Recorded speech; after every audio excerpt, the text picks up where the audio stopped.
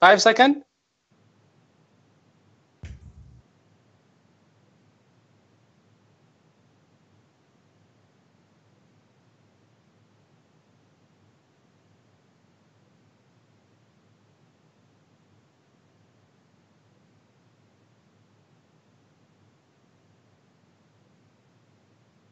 Egaa daawwattoota keenya akkam bultan akkam ooltan isiniin jenna. Kuni marii addaa jaatanii guddicha afaan Oromoo qindeessitoota piroojeektichaa wajjin goonuudha. Egaa guyyaa har'aa kan isinii dhiyeessine qindeessitoota jaatanii guddicha afaan Oromoo qindeessitoota piroojeektichaa wajjin ta'a jechuudha. Egaa qindeessitoonni jaatanii guddicha afaan Oromoo akkuma beekamu obbo Lalisaa Hiikaa USA irraayi, obbo Hamzaa Waariyoo Awustiraaliyaa irraa, Profeesar Amaanu'eel Noorwee irraa, akkasumas obboleessa keenya obbo Saaphaloo Kadiir Keeniyaa irraayi. Egaa guyyaa har'aa marii addaa kana ni goona. Marii addaa kana kan qindeessu ana Kamaal Abdallaati, akkasumas teknishaanni keenya Jundee Ashirii jechuudha. Egaa akkuma beekamu jaataniin guddichi afaan Oromoo waa'ee afaan Oromoo irratti akka dalagaa jiru ni beeytanii yeroo dheeraa fudhateetiin irratti dalagaa jira jechuudha. Hirmaattonni piroojeektii kanaallee loqodoota garaagaraa irratti hirmaataa jiran jechuudha. Akkuma beekamu loqoda 8tti qoodameetiin namuu irratti hirmaataa ture jechuudha. Egaa jaataniin guddichi kuni wanni inni guddaan irratti xiyyeeffate afaan Oromoo kana afaan teknoolojii afaan addunyaa kan sadarkaa addunyaa irratti beekumtii akka argatuuf hedduu carraaqaa jira jechuudha. Egaa tuunni jaatanii guddicha afaan Oromoollee kanuma hubatee ciminaan isinii waliin ta'eetiin itti fufaa jira jechuudha. Kanaaf guyyaa har'aa wanni nu mari'annu jaataniin guddichi eessaa ka'ee garam deemaa jira ka jedhuudha. Akkasumas gaaffilee keessan yeroo yeroodhaan nu gaafattan san deebisuudhaaf mariin kun qophaa'ee jechuudha. Egaa gara mariitti seenuun barbaachisaa waan ta'eef keessumoonni keenya yookiin qindeessitoonni jaatanii guddichaa baga nagaan dhuftan. Baga nagaan nu eedan. Galatoomii Kamaal. Galatooma. Ayyeega akkuma reefu jedhee har'a waa'ee jaatanii guddicha afaan Oromoo irratti mari'anna. Egaa gaafii tokko tokko akkuma nu gaafattan deebii isiniif deebisna jechuudha. Egaa meegaa jalqaba irratti waa'ee adeemsa jaatanii guddicha afaan Oromoo kanarra haasoyna jechuudha. Mee jaataniin guddichi eessaa eegalee garamitti deemaa jira ka jedhu kana haa ilaallu. Kanaaf obbo Lalisaa mee kanarratti maal jettan? Hayyee galatoomi Kamaal, baga nagaan dhuftan hundumtuu akkasumas warreen nu daawwachaa jirtan galatoomaa waan nu hordoftanii fi akkuma beekamu November 22 2016 yookaan November 22 2016 jalqabne kaampeenii hiikaa afaan kana expectationiin keenya yeroo sana xiqqoo ture ji'a ja'a gidduutti jechoota 100,000 hiiknee warra kaanis immoo sentensii sama danda'e ijaarree Google Translate egaa wanni keenya ni dhuma jennee jalqabnee amma ji'a ja'a guutuudhaaf guyyaa 3 duwwaatu nu hafee har'i 19 gaafa 22 ji'a ja'a guunnaa ji'a ja'an kana gidduutti dhugaa dubbachuudhaa fi namooti keenya nu duukaa dhaabatanii hojii hamma nan jedhamne hojjetanii warri kaan dedikeetii godhanii keessumaa naannoo nama 20 kan ta'an galata guddaa isaa qabu. Gara fuulduraattis immoo mari'annee wanti gochuudhaaf adeemnu jira. Adeemsi keenya egaa amma marsaa inni jalqabaa jechoota walitti guuruu keessumaati warra 100,000 yookaan yoo danda'ame 350 jalqabaati. Isa kana guurree fixanneerraa isa taanutti immoo jalqabuudhaaf egaa maree kana keessatti wanti irratti mari'annu sin jira. Participationiis immoo akkuma kanaan duraatti actively hiikuu duwwaadhaan utuu hin taane karaa kan biraadhaanis namooti waan kana irratti baay'ee participation yookaan immoo itti hirmaachuun kan barbaachisu ta'a gara fuulduraatti jechuudha hamma kanaan duraayyuu hin ta'in malee. So kanaaf baay'ee haala nama gammachiisu irra jira. Expectationii keenya olii kan amma argamsiifne akkuma amma jennee sadarkaa isa jalqabaa ji'a ja'an keenya kanatti maal akka jiru gaa amaaneenis hamzaanis hundumti keenyatti daddabala waan beeknuudha. Kanarra jirraan jedha haala nama gammachiisuu ni xumuruutti jirra. Ayyeega galatoomi obbo Lalisaa. Egaa akkuma beekamu yeroo keessatti adada nu waa dalaynuun gaaffileen tokko illee ni ka'anii ammallee yaadni garaagaraa ni ka'a waa'ee afaan Oromoo kanarratti jechuudha loqoda ilaalchisee ammallee wantoonni tokko ni ka'anii mee kanaan wal qabsiisee Profeesar Amaanu'eel waa'ee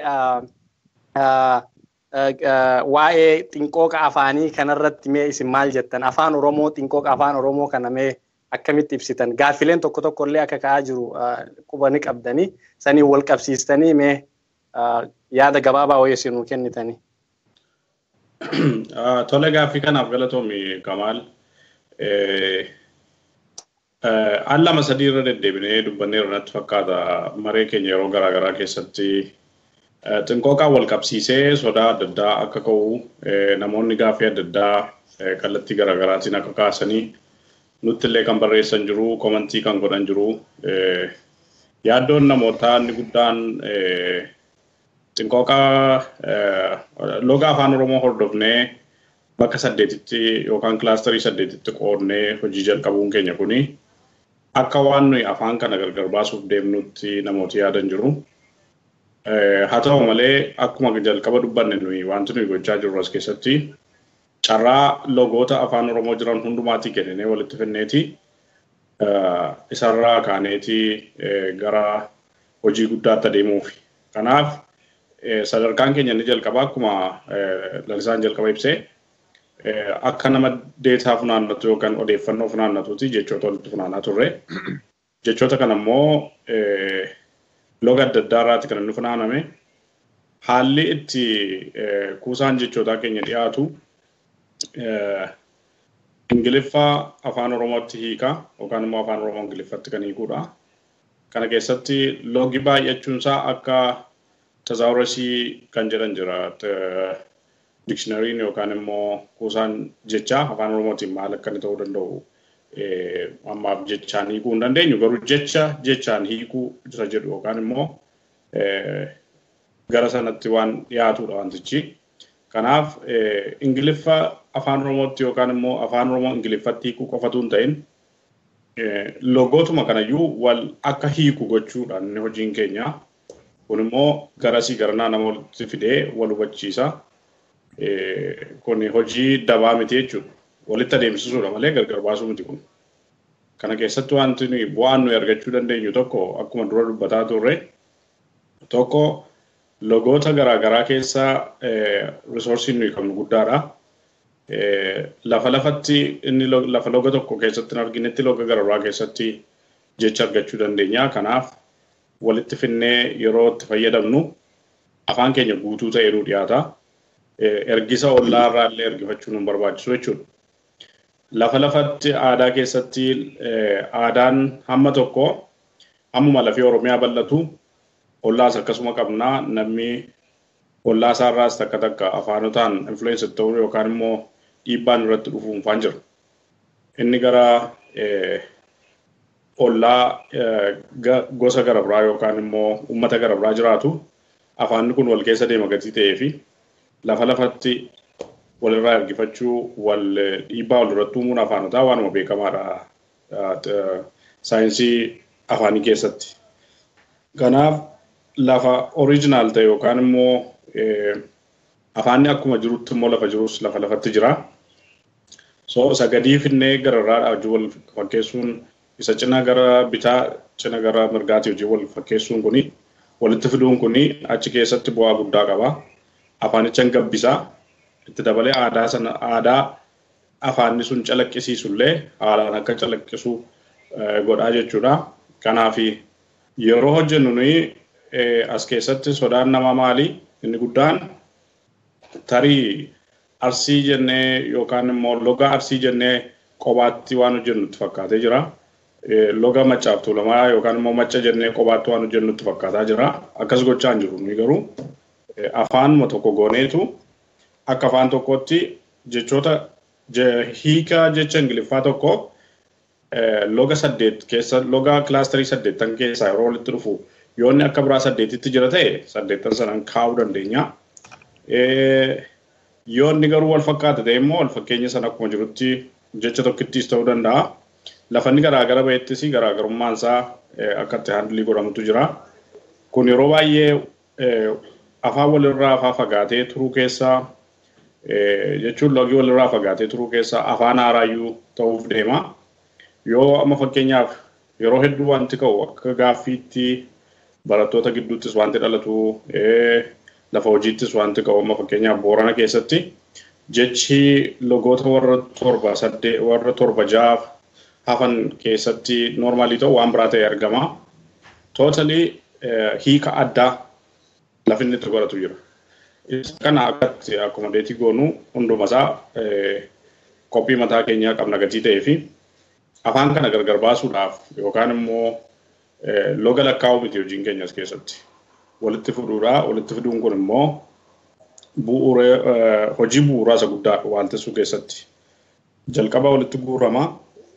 Waaltessuun kana keessatti wanti ka'uu qabu gara biraan tokko jira. Wanti raanfatamuu hin qabne jecha duwwaa miti wanti waaltessan. Caasa afaan sanaa caaseffamii afaan sanaa si waaltaa. Kana jechuun caasaan hima tokko akkaataa galumsaa jechaa wal duraa duubasaa isa malees immoo xinjechi afaan tokko maal fakkaata loga tokko keessatti gara biraa keessatti immoo maal fakkaata garaagarummaan jiraachuu danda'a. Xinimmi qobaatti akkasuma lafinni itti adda ba'u jira. Isaan kana hundumaa waaltessuudha waaltessuun. Nuyi waaltinaaf karaa banaa jirra malee hojii waan jecha duwwaa walitti guurree fi waaltessinii miti afaan sana waaltessinii miti. Caasaa afaan sanaa akkamitti deemuu qabaa. Isa malee immoo xinimmi isaa akkam ta'uu qabaa. Hiikki isaa akkam ta'uu qabaa. Kana wanni keessa galchineetti xiyyeeffannoo keessa galchineetti kan hojii akkasii hojjennu waan gabaabumatti akkasii jennee bira dabarru miti wantichi. Waan waaltessuu waan gareen tokko ka'eeruma wanni jedhu miti. Dhimma consciously uummati tokko irratti hirmaatee dalaguudha malee gareen tokko ka'ee waan wanni kottaa kanatu standardii afaan keessaniitii yookaan immoo kanatu bakka afaan keessan bakka bu'aa jedhee waan lafa kaa'u miti. Kanaaf as keessatti sodaan ka'u kuni namoota as keessa nu wajjin dalaganii namoota lafoo miti akka abbaa barbaadeetu itti bahee hojjetaa jira miti. Kallattiidhaan namoota beekumsa isaa qabantu irratti hirmaatee hojjetaa jira. Kanaaf yaaddoo namni lafoo yaadda'u kana akkatti haandilii goonu qabna gatii ta'eef oduu ba'aa arguu jirtaa akkuma jedhan sana gaafa ol ba'e irratti komantii gochuu wayyaa amma utuu waan tokko nuyi fudhannee achi as hin bahin kana gochuuf deemtu gandaan maal gootanii kan jedhu kana kaasuura jechuudha. Kanarra immoo egaa bal'inaan Hamzaan kallattii aadaatiif kallattii logaatiin irratti yaada kennuu danda'a. Kanaaf isaaf anniisa. Ayyeeka galatoomii obbo Hamzaa gaamee isinis yaada keessan kennadha. Tole galatoomi fayyaa ta'e irra jireessa amaaneeluu tuqee jira. Tuqee bira dabreetti jira. Wanni ani dhiida'uu barbaadu afaan Oromoodhaa, afaan saba guddaa, afaan tokko, afaan saba guddaa gaanfa Afrikaa keessatti argamu tahuu eenyuufuu ifaadha. Afaan tokko qabna, saba tokko biyyaa fi biyyee takka qabna jechoodha. Kana qacellotti hubachuun akkaan barbaachisa. Namoonni kanarraa shakkii qaban yoo jiraate malee. Afaan tokko qabna, nuti saba tokko biyya takka qabna. Lafee takka kan akkasi beekuun akkaan gaari. Kan hoggaa jennu immoo an kibba baatti hoggaa dhaladhee waan kibba baatti dhaladhee baradheessan kaanis kan dhihatti dhalate kan naannoo sanitti dhalatee ittiin guddatee dhufe san oromummaa walitti qabnu san qabeenya guddaa san waliin kunuunfachuudhaaf anis qooda kiyya gumaachuudha qabaadha. Lalisaanis qooda isaa gumaachuu qaba, Saphaloonis akkasuma, Kamaalis akkasuma, Amaaneelis akkasuma jechuudha. Kun ija kanaallee hubatamuun akkaan gaariidhaan jira. Gama ija xiinqooqaatiin yoo kan fudhannu taate jechootaatu jira. Jechoonni waaltawaa ta'e eega saba tokko taane afaan tokko qabaanne jechoonni waloominaan itti gargaaramne kan uumaadhaan itti barannee afaan keenyatti hiikkanne jechoonni waloodhaa probably dhibbeentaa 90 ol jecha common ta'e itti fayyadamna jechuudha. Fakkeenyaaf laga yoo jenne baddaa Oromiyaa dhayxee gammoojjii Oromiyaa dhayxee laga jechuun laga, gaara jechuun gaara. Kanaa miti kanama ol dhabsiisa. Waan common ta'e dhibbeentaa 90 olii anis isuma hiika, lalisaanis isuma san hiika, Saphalus akkasuma, isin hundinuu akkasi, Oromoon biraatis akkasuma jechuudha. Yoo afaan biraa itti hidhuu taate malee. Waan common ta'e akkasitti hiina jechuudha. Wanti loqodaa kan ka'uuf dhibbeentaa 5 ta'e dhibbeentaa 10 kun afaan Oromoo irratti hin eegalle afaanotuma addunyaa jiran hunda keessa ni jira jechuudha. Waan daayilekti jedhan namoonni gariin kanarratti illee sodaa qaban jechuudha. Daayilektiin kun yookiin loqodoonni yookiin logoonni jiran kun namoonni gariinis arraata ni jedhan iddaazimmaara rakkina hin qabu, kaanis loqoda ni jedha rakkina hin qabu. Kana hunda akkamitti accommodate goonee categorize goonee lafa keenya bakka garaagarummaa qabdu dhibbeentaa 10 san aniif atis kabaddaaf gammoojjiitis afaan keenya waan ta'eef barachuu danda'uudha qabnaan. Akkasitti wal simachiifnaa kan jedhu jechuudha. Qorannoon, qormaanni, jaataniin, bu'a bahiin irratti xaaramee hayyoonni amma dura wareegama guddaa aarsaa gurguddaa itti gumaachanii asiin gaan sun akkasitti dandamanii as gaan jechuudha. Kan isaan dandamanii as gaan san anis waan irraa baradhe qabaa, hundi keenyaa bakka irraa baranne waan irraa baranne qabna jechuudha. Waan baranne kana kan hayyoonni keenya itti faajan san itti xaaran san isa sana bifa ammayyoomeen bifa teknooloojiidhaatiin dhaloota ammaatiif qopheessinee kanuma jiru san jechuudha.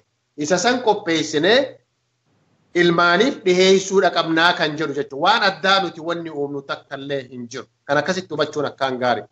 Lakkii loqoda 8tti adda baaftanii kan jedhu yoo roga xiinqooqaatiin kan gaafataa jiraatan taate hayyoota waa'ee xiinqooqa irratti hojjetan artikiloota yookiin immoo barruulee adda addaa og-barruulee adda addaa haa dubbifnu uf duuba deebinee jechuudha. Madda sanii yoo kan barbaannu taate jechuudha. Warroonni qorannaa afaanii godhan logameeqa irratti hojjetan 5 irratti ka hojjete jira, 4 irratti ka hojjete jira, 5 irratti ka hojjete jira jechuudha. Nuti immoo guddifneetu logoota 8 Oromiyaa keessa jirtu gurguddaa fudhannee xixiqqaallee kan wal fakkaatu san jalatti galchine kun hundi hafuun qabu kan jedhuuni jechuudha. Kana yoggaa jennu lakkii loqoda Arsiidhaa kasi koomandoo kan ituu humbannaa kan maccaa kan tuulamaa kophaa baafne akkasitti afaan adda addaa uumnaa miti kan hubatamuu qabu jechuudha.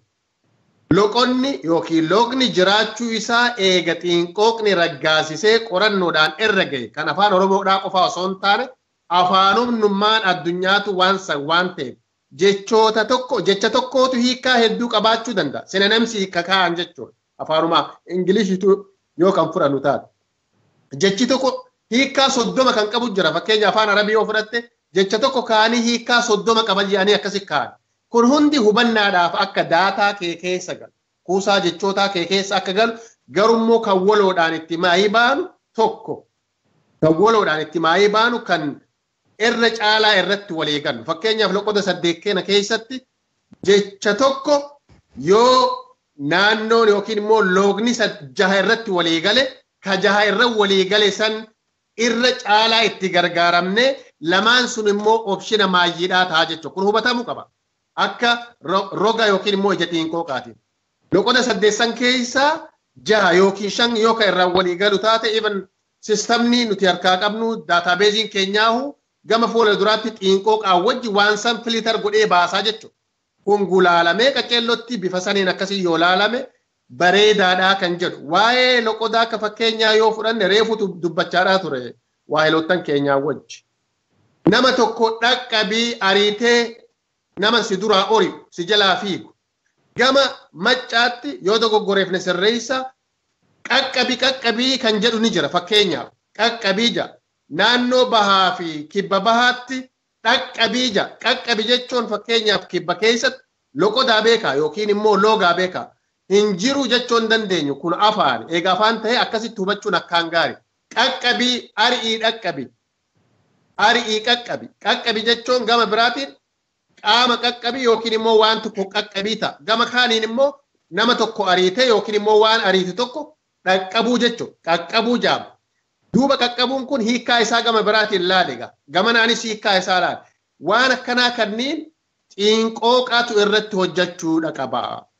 Namoonni 7,000 hirmaatan kan jennu kun namoota qubee waan beezik ta'e waan hundeedhaa qubee afaan Oromoodhaa qubeessuu beekan namoota hiika jecha san afaan Ingiliishitti hiikuu beekan kan jiran isaan sun hiikanii daataabeezii keessa galchan jechuudha. Waan daataabeezii keessa galchan san kunooti isinii hiiknee jirraa hoodhaa jechuu miti. Wanni hundinuu caasaa qaba. Daataa kana walitti qabattaa gaagura yookiin immoo gootaraa nayitaa oomisha shanachi keessaa fuuteeti daakkatte biddeena tolfatte qixxaa tolfatte xaapeetaa tolfatte waan midhaan qabaachuu qabda dura oomisha san qabaachuudha qabda. Oomisha san calleessitee galfachuu danda'u qabda. Achi keessaa kan cokee as baasee laalu qaama xiinqooqaatii jechuun waan tokko osoo lafaa hin qabaanne akkanumatti hojjedha jechuu hin dandeessu. Waan kana dura qabnaa hin qabne. Kuusaan jechoota 33-34 kan hin caalle kan Haamid Muudeedhaa obbo Haamid Muudeedhaa irratti hojjetan. Kan obbo Xilahuun Gamtaadhaa irratti hojjetan. Kan Ibsaa Guutamaadhaa irratti hojjetan. Kuusaan jechoota 40,000 kan hin geenye jechuudha. Akkuma obbo Lalisaan reefuu tuqee wanni hagammaa deemne jechoota qulqulluu jiran 100,000 wayi kaan immoo kan funaaname 350 san ji'a jaha keessatti ni goona jenne san harkaa qabna jechuudha. Roo daataa san jechuudha. Waan qabnu kan immoo akkanumatti riliis goona lakkii akkasii miti. Wanni kun laalamee logoonni hundinuu laalamanii ijji xiinqooqaa laaltee eega qaceellotti gulaalamee qulqullaa'een booda kuusaa jechootaa san baasuun danda'ame jechuudha. Achi booda immoo kan itti aanu maali? Gama teknoolojii ammayyaatti eda'uudhaaf jechoota miileenaa ol kitil jechuudha. Kana hunda walitti qulqullina ka qabu jechuudha. Akkanumatti cadhifteetuma guurteetuma achi naqu osoo hin taane booda irratti kootti yoo kasiin jedhu taate goorraame yoo ka jedhu taate sun dogoggora guddaa uume jechuudha. Akka amma ka warra abbaa sangee dogoggora akkasii uume jechuudha. Akkas godhuun barbaachisu. Qulqullinaan qaceellotti ogummaadhaan beekumsaan obsaan hirmaannaa keessanii hirmaannaa hayyootaatiin wanni kun galma gahaa jaatanii guddaadha. Akkasitti yoo laalle yoo hubatame irra gaariidha. Ka xiinqooqaatis ka lugootatis roga kanaan yoo laalle irra gaariidhaan jaa waan hafee saphalutti hidhamuu ni danda'a.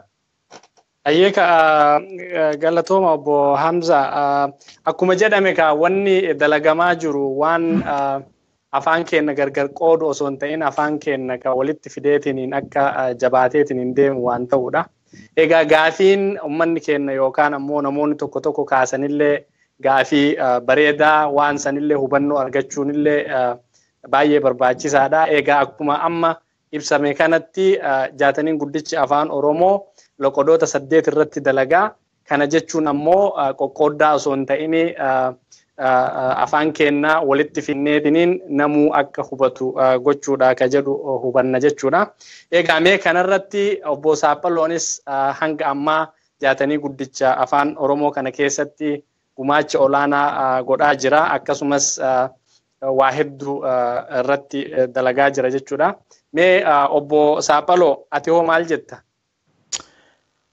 Tole hundi keessan galatoomaadha. Carraa kanarraa filaachuu keessanii fi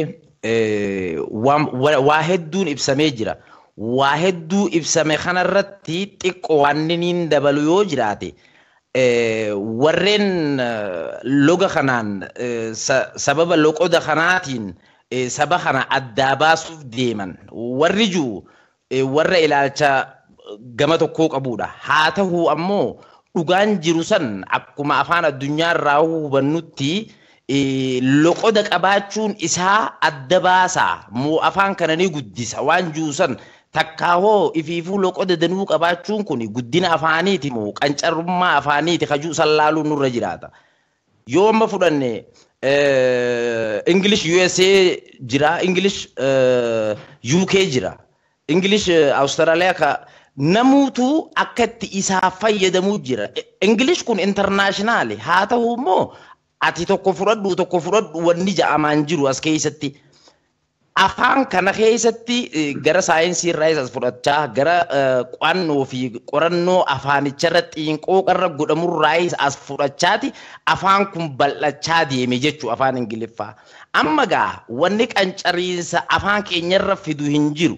Afaan saba tokkoo ta'ee afaan biyyattii silaa gartee keessatti dubbatamu tana keessattuu mirga guutuun qabaatin kammoo loga guddaa takka loqoda hedduu qabu kana hafaffacee hafe kana wali qabuudha. Hayyoon jaatanii guddichaa jechuudha. Gama biraatiin yoonii fi kalaallu taate wayitaammaa manneen barnootaatti bara tekstii takka kitaaba barattootaa kayoo laallu taate baay'inuma hayyoonni fakkeenyaaf takka hayyoonni macaa ta'uu takka hayyoonni tuulamaa ta'uu baay'inuma isaan irratti hirmaataniini loqoda san qabachaa deema. Amma gaa kana jidduutti hir'ina jiru tokkootu jira. Loqonni Oromoo hundi walqixa. Haa ta'u walqixxummaan loqoda kanaa saba kana biratti beekamuu qaba. Yoo fudhanne amma ijoolleen gara bahaa jechuudha. Amma Oromiyaa bahaa yoo fudhanne ijoolleen amma barachaa jiran takka hoo lafaa ol dhufaa jiran tuni loqoda silaa isa jechoota haddaar silaa gama Harargeedhaatti beekamu kana dagachaa deemu jiran. Kunigaa loqonni kuni irrachuun afaanicha kanarraa okkola fida. Takka hoo akkuma dibichi tokko yoo miila afur qabaate miilli tokko yoo hin jiraanne dibichi miila sadii deemuu akkuma hin dandeenye san jechuudha. Gama kaaniin bal'ina afaan kanarraa kan ka'e waalteessuu waan jiru tokkootu jira. Waalteessuun kun namoonni hedduun akka itti hubatu kanuma loqoduma kutaa tokkoo takka hoo loqoduma gama tokkoo fuudhaniiti guutuu Oromiyaa kanarra kaayuu fadhan. Akka waan kun waalteessuudhaatti fakkaata. Gama kaaniin hir'inoonni jiru maali? Jechoota afaan Amaariffaa afaarraa diraayivite takka hoo hiikame jecha waaltawaa ja'anii nu dhiyeessan. Jechoonni kun hangam takka loqodoota kana keessa jira. Takka hoo loqodoonni kun guutuu wali qabamee hangam takka sakatta'amee jira. Hangam takka jechoonni keessa barbaadame waan jiru irratti waan xiyyeeffatan hin fakkaatu. Yoo fudhanne amma fakkeenyaaf baayoloojiin yeroo baratamu maayikirooorgaanizimii jeetuma fudhata. Hanga ammaa gaa maayikirooorgaanizimiin jecha afaan Oromootii miti ammoo akka jecha afaan Oromoo fudhatamaa jira. Jecha kanaaf dura dhuguma wanni kun barbaadamee dhabamee jira waan jiru wanni ilaalame hin jiru.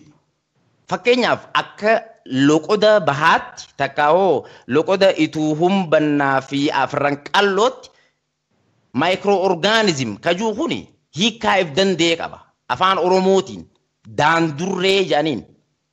Daandurree jechuun waan nyaata balleessu, takka hoo waan dhibee daddabarsu, takka hoo waan miidhaa fidu kanneen jarmootaa fi baakteeriyootaa wajjin walitti qabatan kana jechuudha laala. Amma gaa kuni fakkeenyaan isiniitu qegaa tokko beekaa. Kuni osoo hin sakatta'amin jechuma afaan Ingiliffaa san fuunee maayikirooorgaanizimiidha. Inumaatu afaan Ingiliffaarraa diraayiv ta'uun isaa irraanfatameeti inumaatu afaan Oromoorraa isa waaltawee fakkeessaniiru jechuudha. Amma gaa hanqinoota kanneenii fi kana fakkaatan irrisuudha. Eesaan irrifama?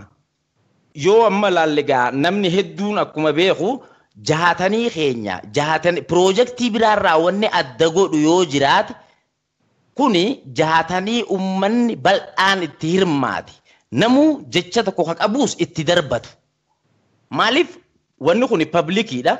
Namni tokko biyya keessaan deema yoo jee deemee dhugaadha hin danda'u ta'a. Humna isaatiif baasii isaatiif yeroo isaatiif. Amma gaa carraa teknooloojiin ammayyaa fidde kanatti nuti fayyadamuu danda'uudha qabna waan jiruuf namuu yoo akkam xiqqaate moobaayil daataa waan qabuuf weebsaayitii keenya takka marsariitii teenya tana haphisnee akka gartee gara moobaayilaatis hojjechuu danda'u goonee ummanni tokko tokkoon isaa sadarkaa baadiyyaatirraa illee akka itti hirmaatu godhuudhaan addummaa guddaa qaba jechuudha.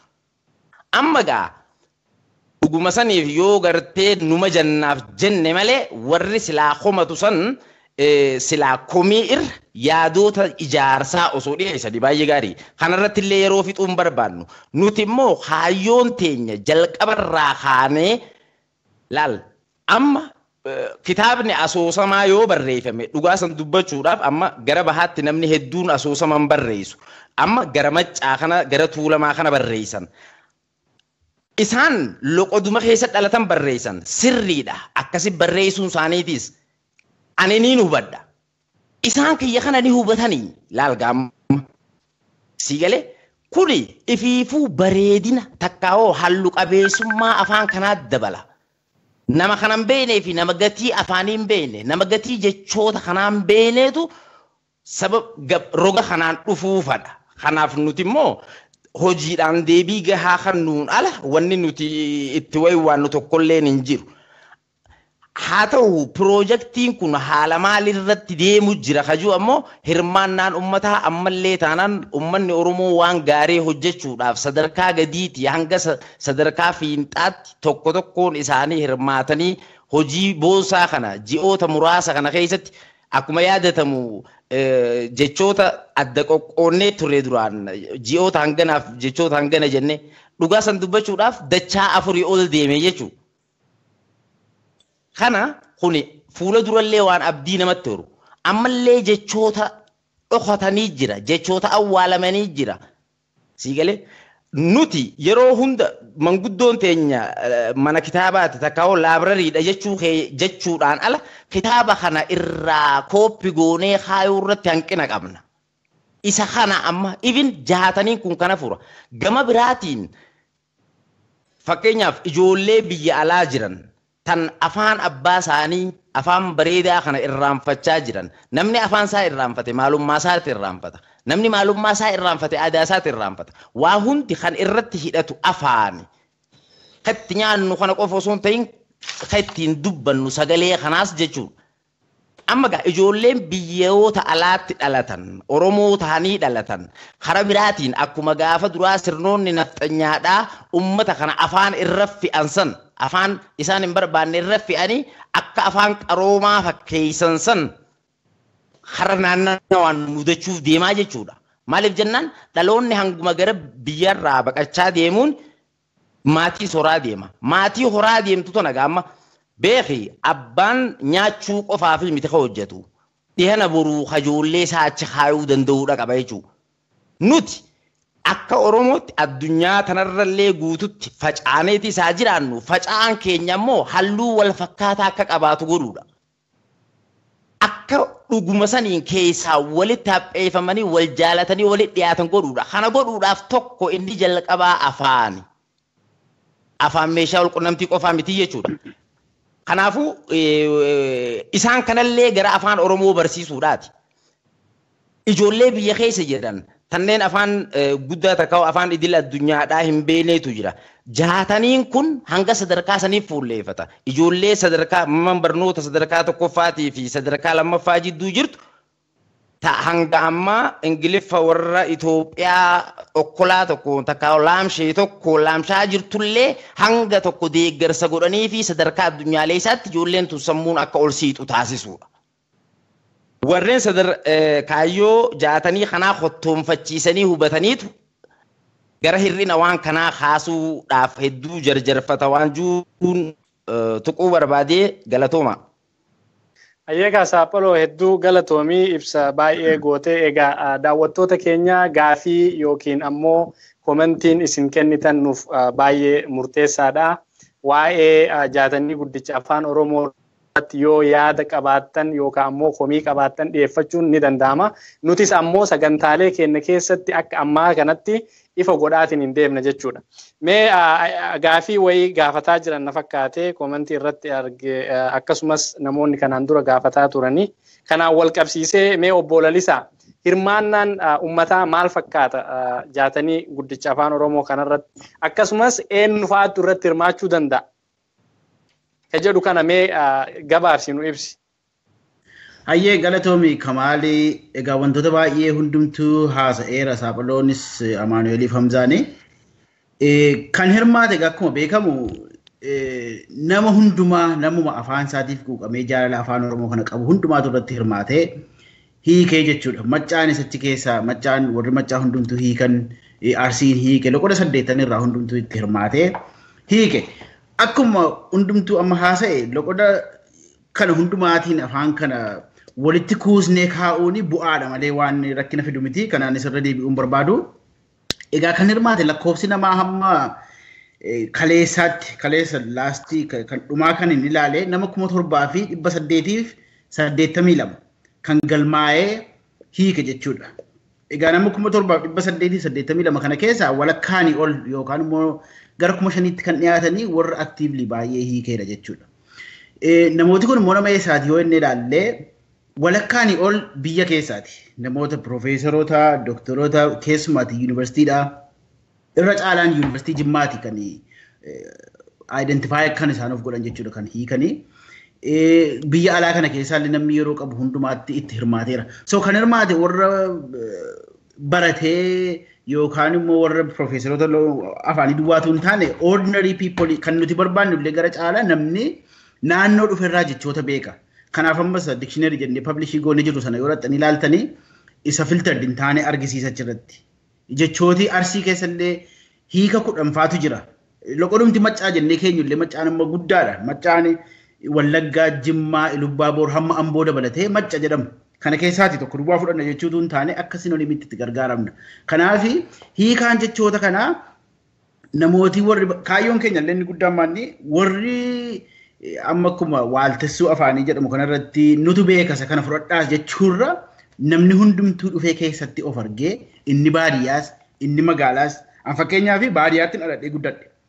Wanni nuti baadiyyaatti jechi nuti beennuu fi magaalaa keessatti illee wanti haasa'u adda adda. So isa kanallee carraan argadhaanumti mataan koo isan dur dhagaa guddadhe isa akkoon koo akaakayyuun koo abaabayyuun koo natti himaa bulu jechoota sana fuudhee ammas keessa galchaan jira jechuudha. Akkuma godhe kana namni 7,000 kun godheera jechuudha. At least namni 5,000 olii waan qabu hundumaa itti daddabaleera. Kanaaf hundumti keenya keessatti of agarraa akka Hamzaan jedhe waaltessuu keessatti immoo yoo dhufe jechoota persentiidhaan fakkeenyaaf loqodi 6 yoo ka'ee wal fakkaatee warri 6 jechi komaniin sun fudhatamee warri lamaanii hafe immoo akka sinonimitti taa'uu danda'u. Kunillee ijoolleedhaa fi hiika jecha tokko amma dictionary keenya kan publishii goonu sadarkaa sadarkaadhaan irratti dubbannaa achi keessa sinonimiidhaan ta'a jechuudha. Ijoollee nama Booranaa jecha hiika tokko yoo ilaalte jechi sun maccaa duwwaadhaan hiikamee jiru osoo hin taane maajooritiin maccaadhaan yoo hiikisaa ta'e yookaan immoo loqodi 6 yoo waan tokko irratti walii galee warri lamaa hafe sana keessa kan Booranaa illee hin jiraata sinonimii ta'a jechuudha. So ijoolleen hin badan yookaan immoo confusing hin ta'an hiika jecha sanaa walaalan jechuudha. Still keessatti of argu. Kanaafitu loqoda 8 kanarratti ciminaan hojjechuun baay'ee barbaachisaadha isa jedhuudha. Kanaaf egaa hirmaannaan namootaa keenyaa hundumtuu baay'ee guddaadha. Hagammaatti gara fuulduraatti illee immoo kan itti deemuudha. Keessumaati ammas akkuma 110 jenne kanarra jirra. 110 kanarraa ka'ee immoo 250 warra hafurrattis immoo participationiin keessumaa warri biyyaa jiranis guddinaan akka itti deemuudhaan abdadhaa jechuudha. Gaaffii namni tokko gaafateetu jira as keessatti hiikaa lamu kan namni jedhamu jechoota fakkeenyaa fi akkamii hiiktanii jechooti fayyaa fi maatimaatiksii fa'aa kan kana jedhudha. So kophaatti hin yaadattu yoo ta'e gaaffii gaafachaa turre karaa namoota adda addaatti ergaa turre jechoota kana jechoota saayinsii, fiiziksii, keemistirii, baayoloojii kana hunduma isaa abiliif waliigala gara jecha 7,800 kan ta'an kana iddoo adda addaatti hirreerra. Loqoda hundumaa naannootti jechuudha akka isaan hiikanii nuu deebisanii maajooritiin isaa deebi'ee jira walakkaanii olii. Kanaaf isaanis warra kana keessa galu jechuudha. So wanti xiqqoo kan biraan asirratti dabaluu barbaadu haalli dikshiinarii keenyaa kuni warri xiinqooqaa Amaanu'eel faanii akkasumas immoo hayyoota faanii baay'een isaanii jiru. Fakkeenyaaf egaa amma kan nuti jechuu barbaannu maali nuti amma fuula piroojeektii kanaati namni 7-8 asirratti baanii dubbannu kun warra fuulaati warra public figure warra jedhamu yookaan public faceidha. Malee warri xiinqooqaa Amaanu'eel faa kan wajjin kan hojjetanii nama 8-9-10tu jira. Dandeettii adda addaa kan qaban jechuudha. Akkasumas warri ITs immoo jiru warri fakkeenyaaf kaarikulamii barumsaa kompeerii godhanii dikshiinarii isa kamtu ijoollee elementaariitiif gargaara isa kamtu immoo haayiskuuliidhaaf gargaara jechoota akkamii warra jedhee filtarii godhulleen hin jiru jechuudha. Kanaaf dikshiinarii kana gaafa qopheessinu amma hojiin egaa amma jalqabachuudha. Ji'a ja'an kana gaafa finnu hamma gulaaluun yeroo jalqabamee jedhutti nuti immoo tuuti jaatanii kana kan nuti irratti mari'annee yeroo hundumaa utuu namni tokko kan kootu sirrii kan koo fudhadhuutu waliin hin jedhin jechuudha. Waliigallee kan irratti hojjennu warri xiinqooqaa rikomendeeshinii isaanii fudhannee jechooti kuni dikshiinarii elementarii haa ta'anii warri kun immoo kan miidilii yookaan immoo intermidiyeetii akkasumas immoo advaansidii kan ta'u hojii inni guddaansaa amma jechuudha. Kanaaf hirmaannaa isa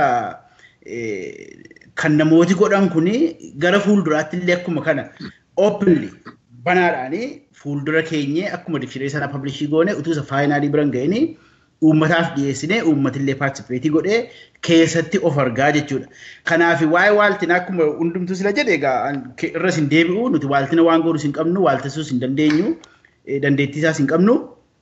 Kanaaf nuti hojiin keenya jechoota jiran hunduma isaa walitti guurree isa tokko keessaa fudhannee isa maajooritiin irratti walii galu keessaa fudhannee isa kaan immoo akka sinoniimitti kaa'u garuu hundumtuu keessa jiraachuu qabaa isa jedhudha. Tokkotu nafin kan maccaas kan tuulamaas kan loqolee 8 keessa jiraate yoo danda'ame kan 8 sanaa ol kan babal'isu iyyuu ittuma daballaa jechuudha kan arganne. Karaan jedha Galatoomii Kamaal. Ayyee Galatoomi Lalisaa egaa marii keenya gara xumurutti deemaa jirra. Mee Profeesar Amaanu'eel gabaabsaatii gara dhumaa irratti waan jechuu barbaaddan of duratti jaataniin guddicha afaan Oromoo kuni akkamitti deemuu qaba ka jedhuu fi hirmaannaa uummataa irratti gabaabsaatii mee waan jedha. Tole marii bareedaadha. Saaphaloonis Hamzaanis Lalisaanis waan guddoo kaasanii irratti dubbataniiru. Kallattii hirmaannaa uummataatiin yoo ilaalle gaaffii adda addaa karaa adda addaa yeroo adda addaatti nu qaqqaba. Inni hedduun gaaffii nama yoonaatti nu qaqqabaa jiru lafa lafatti moobaayil daataa biyya keessatti moobaayil daataa fayyadamanii gaafa isaan banuu yaalanii marsariitiin keenya hin banuuf natti fakkaata. Kana ilaalchisee tokko biyya keessatti intarneetiin dadhabaa ta'uu isaarraan kan ka'e dhiibbaa akkasiitiin natti fakkaata. Inni lammataa immoo biraazarii isaan fayyadaman moofaa ta'uu isaarraan kan ka'e ta'a. Yeroo tokko yoo biraazarii isaanii balleessanii irra deebi'anii fe'an yookaan immoo abdeetii godhanii wanni gaarii argachuu danda'u jedhee yaada. Konnekshinii gaarii argachuu danda'u jedhee yaada. Isarraa kanaaf immoo heddumminaan konsarniin namaa maanni waa'ee gargar ba'iinsaati akkuma sila dubbanne kun irra deddeebii baay'een barbaachisu. Namni keenya afaan isaatiif akkas itti dhimmee dubbachuun kun nullee nu gammachiisa. Maaf dubbattanii tun ta'in dubbachuun isaanii nuunis nu qajeelchaa itti dabalees immoo dhuguma afaan kanaaf namitti dhimmamee yaada kaasuun akka waa hamaatti tun ta'in akka jabnaattis kan ilaallu maaliif cal jedhanii nu ilaallu irraa wanti fakkaate haasa'uun isaanii waan hin galleef gaafachuun guddina afaanichaatiifis fiixaan ba'iinsa piroojeektii kana keessattis gumaacha guddaa qabaachuu danda'a. Isaan sichitti wanti nuyi hojjechuuf deemnu waan tokko lamatu hin ta'in waa hedduudha. Kanaan dura bal'ifnee kaafnee yookaan karaa VOA yookaan immoo karaa OMN karaa qaanqeeshoo waan adda addaa dubbannee turre. Kana keessatti kaayyoon keenya jaataniin guddichi afaan Oromoo asuma irratti waan dhaabbatu miti. Egaa xinqooqa kana egaa kuusaa jechootaa kana raawwanne booda gara Googleetti wanta deemamaa jiru jira. innis kallattiidhaan wanta hojjetamaa jiru jira. Isa alattis immoo akkuma Hamzaanis Lallisaanis kaasanii tuqanii darbanii mana barumsaatti kan hiramuu danda'u ijoollee sadarkaa gadaanaadhaa hamma sadarkaa olaanaatti amma sadarkaa yuunivarsiitiitti bakka sadiitti yookiin bakka afuritti gargar qoodamee electronic dictionary'n akka fakkeenyaa fi akkuma calculatorii wayii harkatti qabatamuu danda'u qopheessuuf qophii irra jirra. Isuma kana keessaatti ta'a jechuudha. Isa alatti immoo wanti hojjetamu amma ona namoota baay'eedha kan hin galle kan marsariitii irra taa'u namni hundumtuu aksesii tolaa kan itti argatu akkuma kuusaa jechoota afaan garaagaraa intarneetii irratti argannu kan afaan Oromoos kan achumarra taa'ee abbaa fedheef achumatti itti fayyadamuu danda'an jira. Isaan alatti akkuma nurraa namni eegaa jiru inni guddaan isa Googleedha wajjin hojjennudha. Inni Google wajjin hojjennu kun hojii isa cimaadha. Hirmaannaan uummataa inni guddaan amma kana booda kan irraa eenyus jechuudha. Amma yoonaatti wanti nuyi hojjetaa jirru irra guddeessa volunteerii gooneedhuma hundi keenya walitti baanee gareedhaan hojjetaa jirra. Nuyi akka qindeessitootaatti fuulduraan mul'annu malee akkuma silaa saayibban kiyya warra kaanis dubbatanii duuba keenyaan namoota hedduutu jira. Namoota kumaatamaan ta'antu jira. Fuulduratti nutu mul'ata. Fuulduratti baanee dubbanna malee uummati Oromoo general publiciin gara duubaatiin jiru baakaappiin keenya guddaadha. Kun asitti dhaabbachuus hin qabu. Gara fuulduraatti sadarkaa irra geenyetti beeksisaa deemnaa waan xumurre immoo akkasuma immoo konsepshinii uummataatiif akka ooluu fi baafnee hin maxxansinaa. Kanaaf hordofanii akka fuula Facebook irraa fuula Jaatanii Guddicha Afaan Oromoo beeksisa nuyi baafnu maree nuyi achirratti goonu gaaffii namni qabu achirratti kan deebifnu akka dhimma ofii godhatanii irratti qooda fudhatan afeerraa goonaa fi warri hin beekne fuulli jira kan amma irratti darbaa jiru. The Grand Afaan Oromoo Project yookaan immoo Jaatanii Guddicha Afaan Oromoo kan jedhu fuulli tokko jira. Achirratti kan ammas laayivii darbaa jiru. Fuula kana laayikii gochuudhaan yookaan immoo hordofuudhaani akka ergaan nuyi keenyu fuulduratti isaaniif dhufu dhimmi kun dhimma eenyummaa isaaniitti gatii ta'eef wanti nuyi dabarsinu akka kallattiidhaan isaan qaqqabuuf akka jalqabaa ergaan keenya isaan qaqqabu godhachuu qabu achirratti seetingii isaa keessa galanii jechuudha. So ergaan dhaamu kana gaaffiin nu cimsaa nuunis karaa nu qajeelcha gatii ta'eef gaaffii gaafachuun encourage goona yookaan immoo jajjabeessina. Wanti distortii nu godhu hin jiru nuyi kaayyoo qabna namoota lafoo caaluma jennee walitti karaarraa walitti yaa'e miti. Yeroo wal geenyu waan dalagnu beekna namni nu duukaa dalagus maalitti akka jiru beeka. Kanaaf qindaa'aadha hojiin kuni abbumti barbaade ka'ee kan sheekii gochuu danda'u miti isiniin jechuufanii.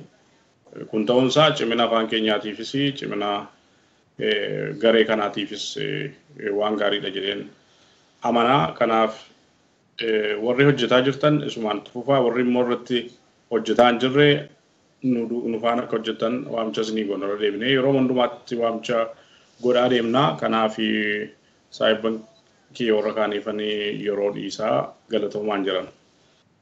Ayyee mee obbo Hamzaa fi Saaphaloo Kadir gaggabaaf saatii mee yaada dhumaa nuu kenna.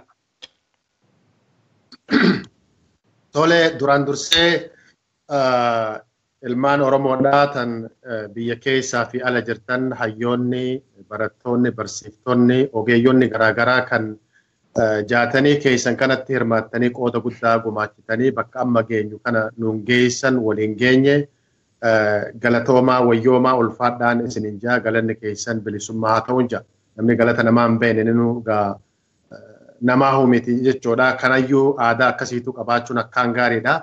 Itti aansee waahiloottan kiyya kan waliin dalaynu obboleewwan kiyya foon tokko qaama Oromoodhaa Oromummatti amanee baddaaf gammoojjiidhaan amantiidhaan lagaa fi kanaa fi gabaabaaf dheeraa waliin hin jenne jaalala Oromummaadhaa san waliin akkasitti qabnu kana Rabbiin waliin nu uume san akkasumatti kaayyoo teenya tan qabannee kaane kana waliin itti nu hafufsiisee galmaan akka geenyu Rabbi nu haa godhu injaa. Itti aansuudhaan namoota jaatanii guddichi afaan Oromoodhaa kun ka jara sanii qofaa, ka ebaluu qofaa, ka ganda sanii qofaa je'anii yaadan lakkii dogoggortanii jirtanii jaatanii guddichi afaan Oromoodhaa kun kan laga tokkoo, kan loqoda tokkoo, kan naannoo tokkoo osoo hin taane loqoda addaa addaa kan Oromoon qabdu hunda hammatee afaan Oromoodhaa keenya dagaagsuu, kunuunsuu, gabbisuu irratti waan xiyyeeffateef jecha kiyya qofaa miti kan lalisaa, ka Amaanuel, ka Saphaloo, ka Kamaal, ka Jundeedhaa namoota birootis kan hirmaatan kuma hedduutti lakkaamu kana qofaa osoo hin taane kan miiliyoona 50 olii probably 60-70 illee ta'uu danda'a. Bira dabree immoo namoota afaan kanatti maa'ii ba'uu barbaadan gargaaraman bittaa gurgurtaadhaan waan garaagaraan itti maa'ii ba'uu barbaadaniif tola waan gargaaruuf jecha namoota firoottan afaan Oromoo, aadaa Oromoo, seenaa Oromoodhaatiif illee welcome namoonni afaan hiikuu hin dandeenye jecha 5,000 seenaadhaaf galmeeffadhu herrega isaa isinii himuu ni dandeenya jecha 5,000 an ispoonsaraniin godha kan jedhu jiraannaan welcome anu fi hiikuun hin danda'a kan jedhu yoo jiraate hirmaachuu qaba jecha 5,000 yookiin immoo jecha 10,000 biyyatti nama beeku hayyuu afaanii isa itti ergee intarneeta isaa kabar godhee geejjaba isaa irraa baasee jecha 5,000 10,000 kan bada'aa jiru saniyyuu barreessee hiikee akka nu ergu daataabeezitti akka seenu si ispoonsara godhee mallaqa kee baasisantu maqaan kee galmee seenaadhaa keessatti galmaaha jechuudha. Miiliyoona tokko yoo qabaanne miiliyoona tokkoo kana eenyuutu gumaachee jira hagam gumaache mallaqaan hangam yeroo isaatiin beekumsa isaatiin kun hundi seenaadhaaf ta'a beeka.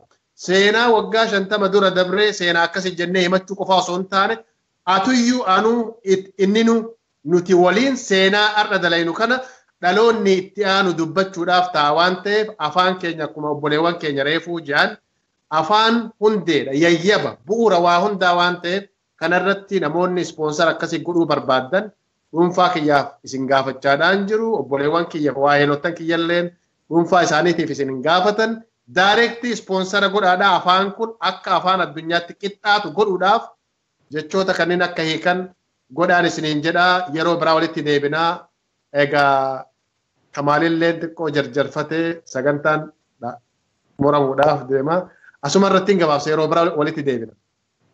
Ayyee Saphaloo. Tole hedduu galatoomaadhaati waan bal'aa kaafame egaa dubbiitu hafeef yoo ta'e malee naatu hafeedhaaf hin dubbatanii. Xiqqoo wanni ni yaadachiisuu barbaadu egaa uummata Oromoo akkuma waa'ellan kiyya galatoonfatan hedduun galatoonfachuu barbaada. Uummata Oromoo qofa osoo hin taane warreen afaan kana jaalatanii dubbatanillee akkasumatti hedduun galatoonfachuu barbaada. Nuti Oromoon warra afaan ifii dirqiidhaan ta'a akka harree ba'aarra fe'anii namarra fe'uu miti. Afaan keenya kana mi'eessinee bareechinee hukkuulleeti akka namni kajeelu akka namni barbaadu goona malee warra humnaan namarratti fe'uu miti. Wanni humnaan jaarame humnaan diigamti waan ta'eef kanaaf jalqaba gaa ambasan afaan Oromoo jaalachiisuuf nuti afaan Oromoo jaalachuu keenya mul'isuu fi agarsiisuu nurra jira. Kana godhuuf ammoo wayita waan afaanii hojjettu waan garaatis hojjechuu jirta jechuudha. Yoo afaan hin jiraanne garaan hin nyaatu garaan waan nyaateen harkatuuti namni sooratan harkanne lubbuun hin jiraatu jechuudha karaa biraatiin. Namni afaan hin qabne, namni afaan hin beeyne, namni afaan hin dubbanne waliin galu, namni waliin galle hundi duudaadha. Duudaa hundinuu waa waliin mari'atu jechuudha. Mariin arra nuti mari'annu tuni ifiifuu marii kaayyoon afaanichaatu maal akka taate ibsuudha. Kana jechuun ammoo afaan bu'uuroota silaa sabni tokko ittiin beekamu san qofa osoo hin taane kan sabni sanilleen ittiin mul'atu, kan sabni sanilleen ittiin boonu, aadaan, seenaan, duudhaan, safuun, hoodni ka ittiin calaqqifamu, maalummaan jireenyaa ka ittiin mul'atu waan ta'eef namni akkuma akkuma lubbuun isaa jiraachuu jaalatu afaan kana jiraachisuudhaaf dirqama jaalatee fudhachuu qaba waan ju'uun qaba. Gama biraatiin yeroo ammaa piroojeektiin keenya gara hojiilee cimaadhaatti deemaa jira. Hojiileen cimaan kun akka amma nuti amma dura fakkeenyaaf volunteer goonee if kanninee wanta dandeenyuun nama hirmaachisaa hojjechaa deemnuu miti. Kun kan hojiin amma booda dhufu irra baay'een isaa jechuu kiyya ogeessa barbaachisa, xiinqooqota barbaachisa, warreen jechoota kana sadarkaa ogeeyyii herreegaa barbaachisa, ogeeyyii fayyaa barbaachisa. Maaliif jennaan jechoota fayyaasaa warreen funaanuu danda'u isaanii waan ta'eef jechuu. Kanaafi afeerraan nuti ummata Oromootiif goonu afeerraa bal'oo akkuma ummanni Oromoo bal'aa ta'etti bahaaf dhiyaatti kaabaa kibbatti qofallee osoo hin taane warra Oromiyaa keessa gartee amma biyya Itoophiyaa jedhamtu kana keessatti Oromiyaa keessa jiraatu qofallee osoo hin taane akkuma afaan keenya gara Soomaaliyaattis dubbatamu, akkuma afaan keenya gara Keeniyaattis dubbatamu, akkuma afaan keenya yoo jalachi deemte ichillee nukuta kara Ugaandaa kara maalii sanuuchi siquun oolu jaabee warri qorattoota. Kanaaf isaan hunda warreen jecha kiyya kana dhagayan akkammoo fuula dura jechoota kiyya dhaga'uu osoo hin taane an jechoota isaanii akkuma jechoota kiyyaa dubbadhee loqoda isaanii akkuma loqoda kiyyaa baree isaanis loqoda isaanii akkuma loqoda kiyyaa akkuma loqoda isaaniitti akka baran taasisuudhaaf ammarraa namuutuu kaduraan itti yaadinis itti yaadee gara jaatanii afaan Oromoodhaa gara jaatanii guddicha afaan Oromoo haa dirmatu waan juun afeerraa qaba. Galatooma. Ayyeega hundumti keessanuu galatooma dhumarratti gaa lalisaa yaada gabaabduu isii akka kennu affeeraa lalisaa. Ayyee galatoomi Kamaalii yaadi ani qabu inni gabaabaani gaaffii namni asirratti gaafataa ture kan ilaalaa turedha. Piroojeektiin keessan kun maalirra jiraadha isa jedhudha. Jalqaba akkuma himne piroojeektiin kun gaafa jalqabne yaadatti yoo ta'e ji'a ja'a gidduutti waan hojjechuu dandeenyuudhaan itti seenne ji'a ja'an kana keessatti namni ordinariin namni akka keenya namni profeshiniin isaa waan kan biraa ta'e jechuudha. Akkuma anis Kamaalis hundumti keenya Amaanu'eelii ala namni xiinqoqaan jiru as keessa. Kanaaf nuti kan keessatti of agarruudhaan nama akka keenyaa kun kan itti hirmaatee hiikee yaada isaatii fi jechoota isaa keessatti hirmaachisuudha. Amma kan nuti ittirra jirru gaaffii isa maalirra jiru jedhuu fi sadarkaa nuti itti dandeenyuudhaa ol jira. Riferensii lafatti barbaadu sadarkaa profeshinaalii warra ta'e warra akka Amaanu'eel fa'aa yookaan warra linguistoota ta'aniini kan hojjetamurra jira waan ta'eef gara isaaniitti dabarsinee irra jirra jechuudha. Hamma ammaatti hundumti keenya personaalii horii mataa keenyaa baasnee hojjechiisaa turre gara fuulduraatti illee akkuma kana komiitmentii qabna. Hinuma hojjechiifnaa namni akka nu gargaaruudha. Kanaaf piroojiisa profeshinaaliitti seennee irraa isa jedhuun deebii kennuu barbaada. Isa biraan akkuma sila Amaanu'eel jedhee Googleeniif Maayikiroosooftii akkasumas immoo Yuunaayitid Neeshinii keessaa biraanchiin kan waa'ee barumsaatii fi mileeniyaalii goolii kana kaa'atanii jiran nu hordofaa jiru. Quunnamtii illee qabna jira wajjinii. Kan nuti amma jara involvii gochuu dhiisneef keessumaati amma Googleedhaaf Maayikiroosooftii horii isaanirraa fudhannee yookaan immoo hin hojjenna jennee balleessuurra guddina afaan keenyaa kana gara fuulduraatti waan baay'ee barbaannuu fi ofii keenya uummati Oromoo jaalala afaan isaa qabuu fi waan danda'e hundumaatiin hamma dandeenye deemnee lafa of course gara fuulduraatti hojii ulfaataa nu eeggata waan ta'eef jara gara sanatti involvii gochuudhaaf dhiisne gaaffii inni guddaan kana jechuudha. Gaaffii namooti baay'een keessaanis nu gaafatanii alaanis gaafatan maaliifitu jara hin quunnamtan isa jedhudha. Quunnamtii qabna Maayikiroosooftii Googlee'n closely nu eegaa jiru akkasumas immoo UN keessaa warri jiran yeroo itti gargaarsa barbaannutti isaanitti illee hin dabarra. Garuu ishee xixiqqoo kana at least jechoota keenya yoo danda'ame isa 350 yoo dandeenye immoo itti fufnee isa miliyoonii tokko sana hiikannee hojii inni guddaan fakkeenyaa fi kan nuti Google fi Microsoft akkasumas immoo UN irratti barbaadnu dictionary akka Amaanu'eel sila jedhe dictionary xixiqqoo kan calculator fakkaattu kana heddumminaan oomishnee qopheessisnee Chaayinaa yookaan gara Jaapaan as Ameerikaa kana keessas warra jiraniin ijoollee barattoota keenyaaf hiruun nu barbaachisa.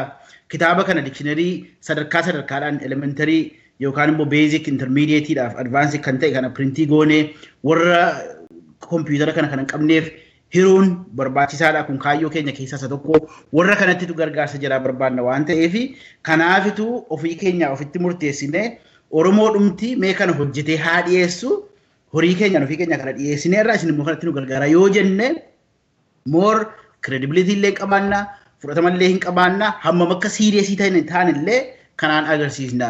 So kana deebiin isa kana jechuudha. Gara fuulduraatti immoo ji'a ja'an kun gaafa 23 kana dhuma achi torban tokko lama gidduutti appideetii piroojeektii kanaa maalirra akka jiruu fi deellaayinii amma akka jennaa jirutti gaa Julaayii 31 yookaan immoo hamma Oogasti 31tti isa jechoota 110tiif kondishinarii kana foormii tokkoon gadi isinii ittiin dhufnaa jechuudha. Isa kana appideetii isaa torban tokko lama gidduutti isinii goonaa ammaaf yaadiin qabu kanuma kamaal galatoome. Egaa galatoomi lalisaa egaa daawwattoota keenya sagantaan keenya gara xumuraa deemaa jira. Egaa akkuma hubattan yookaan akkuma dhageettan jaataniin guddichi afaan Oromoo isa piroojeektii isa guddaadha. Isa ammoo kan namni hundinuu irratti hirmaachuu qabudha jechuudha. Egaa warroonni yaada kennattan akkuma hiriyoonni kiyya jedhan yookaan ammoo qindeessitoonni tuuta jaatanii guddichaa jedhan namni yaada qabdan yaada keessan kennachuu ni dandeessanii yaada keessan ammoo nuti blook wanni isin goonu hin jiru yaanni keessan nuuf ijaarsa ta'a waliin ijaaraa deemna jechuudha piroojeektii kana akkasumas hirmaannaan keessanis itti cimuu qaba itti jabaachuu qaba jedha. Gara biraatiin ammoo shamarran keenya hedduu hirmaataa jirtanii galata guddaa qabdanii yeroo biraa sagantaa adda shamarran qofaaf dhiyeessina jennee gammanumaan waadaa isinii galla jechuudha. Egaa daawwattoota keenya sagantaa kana gara xumuraatti deemnaa ogeessi teeknikaa keenyaa Jundee Ashir galata guddaa qabda. Of duratti egaa Oromoo and Technology fi jaataniin guddicha afaan Oromoo waliin ta'eetiin dalaga jechuudha. Akkasumas namoonni biraa yookaan ammoo dhaabbileen biraa ka Oromoo yoo join nu gootan ni dandeessanii wal gargaarreetiniin wal utubnee waan cimaa wayitiin gadi baana isiniin jedha.